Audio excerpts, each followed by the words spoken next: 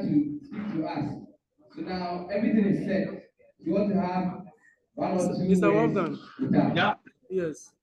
I'm there. You must listen attentively to Yes. Mr. Professor Lotuli. Yeah. Yeah, Mr. Wolfgang, you are welcome. Okay, hello.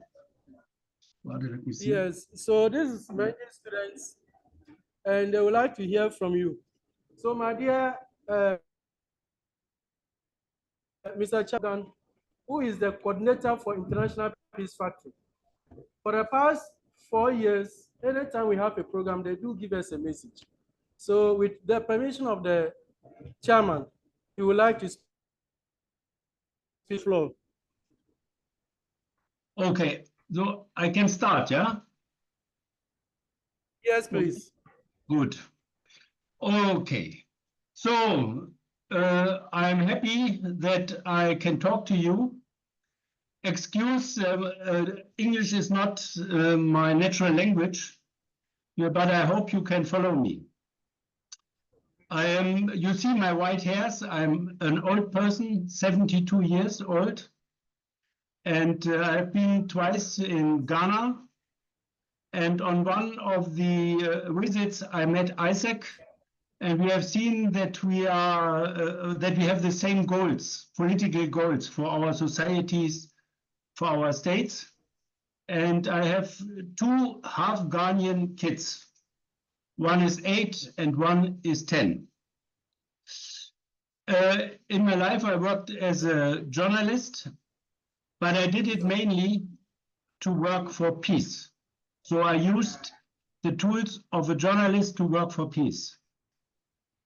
Since 50 years, I try to understand why there are wars and injustice, why some are very rich in our world, and some countries are very rich, and others have nothing to eat and live in poverty.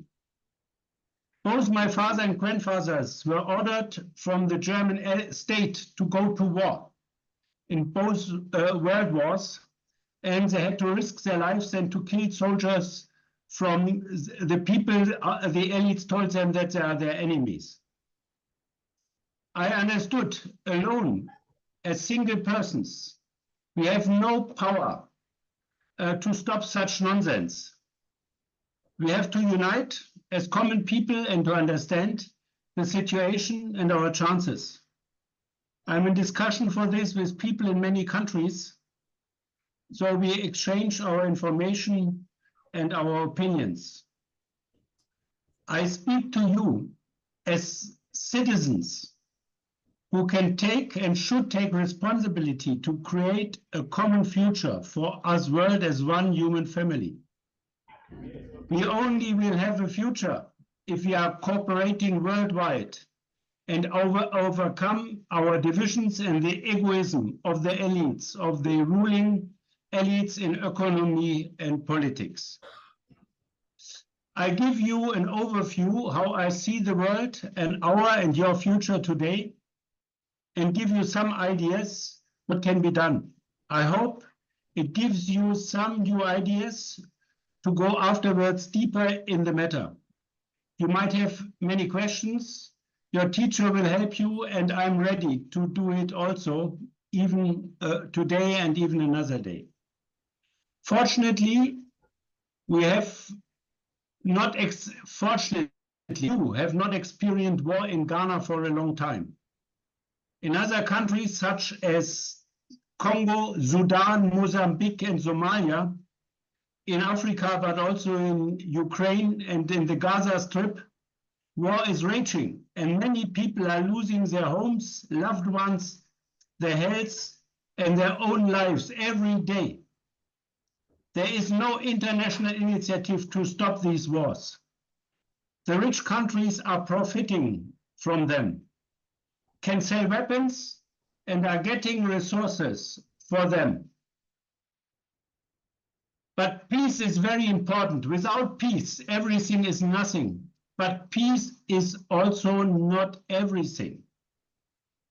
Around more than 800 million people worldwide are starving in these days. That's 11% of world's population. Around 3 million children under the age of 5 die of hunger every year. Every 10 seconds, a child dies as a result of hunger. In addition, 45% of all children who die before the age of 5 do so due to malnutrition. Other children do not have access to medicines and hospitals, good education and clean water, or jobs, and income to feed themselves and their families. Then there is a climate change. The world is getting hotter and hotter. We have more and more storms, floods, and droughts. The exhaust fumes from burning coal, gas, and oil have formed a layer around the Earth that lets the sun rays in but not out anymore. The world would be rich enough to create safe and good living conditions for everyone, but it doesn't. The people and states that make political the people and states that make political and economic decisions organize the world for their own interests to increase their wealth. Europe first formed strong states and organized the Industrial Revolution. This enabled them to produce weapons and build armies to conquer other regions of the world and exploit them for their own interests. Africa was colonized by them. Many Africans were turned into slaves and deported to their countries to work for them, or to the USA. This blocked development in Africa and promoted it in Europe and USA. In 2 world wars, the superpowers fought each other to see which of them could exploit the countries that could not defend themselves against them. They forced many people from their colonies and also from Ghana to go to war for them. But in these wars, they weakened each other so much that the Africans were able to drive them out and form their own states. But the old colonial powers still have many opportunities to exploit the people in Africa to this day.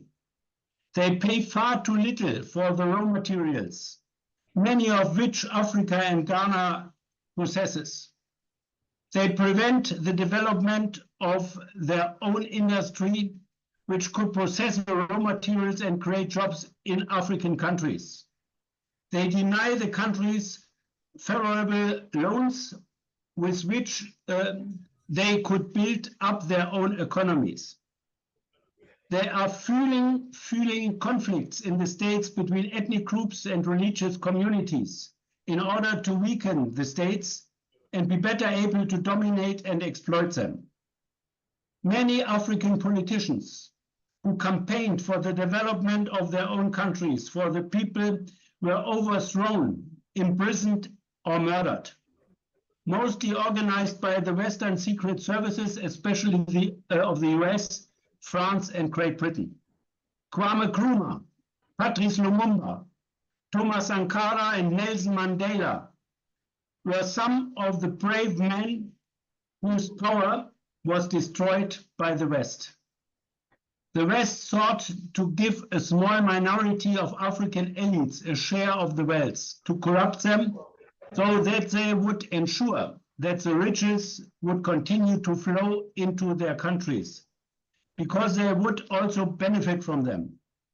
Today, a laborer in Ghana receives the same wage for a year's work as a worker in Germany receives in a month. So, Mr. Wolfgang, it's almost time. The balance of power is changing again. The West is not longer the strongest economic power in the world. It is the BRICS, the alliance of Brazil, Russia, India, China, and South Africa. More and more countries in the global south are joining them, unfortunately not yet Ghana. They can no longer just get loans and investments from the West.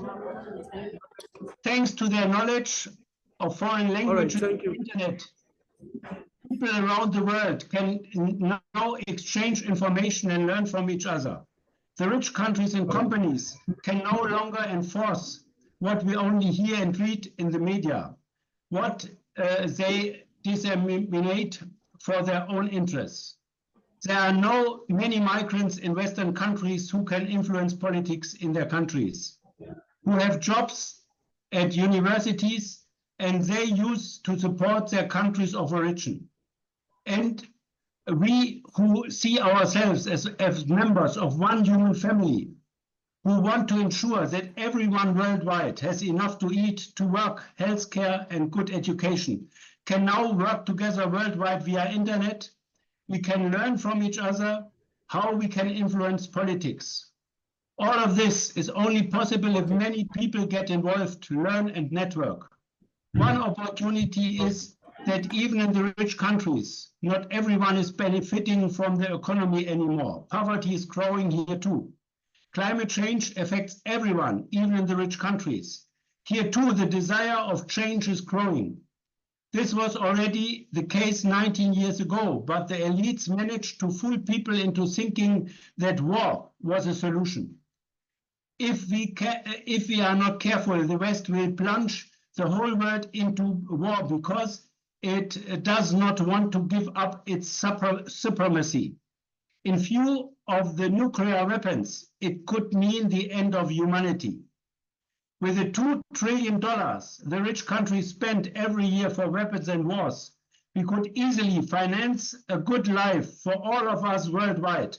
But the weapon industry has strong influence in the politics and make money out of wars, and therefore prefer war instead of peace. Before all, in the US and Great Britain is the case. It is up to us to unite worldwide and create a good life for us all. Let's do it. And I'm very happy if we could do it together. Thank you.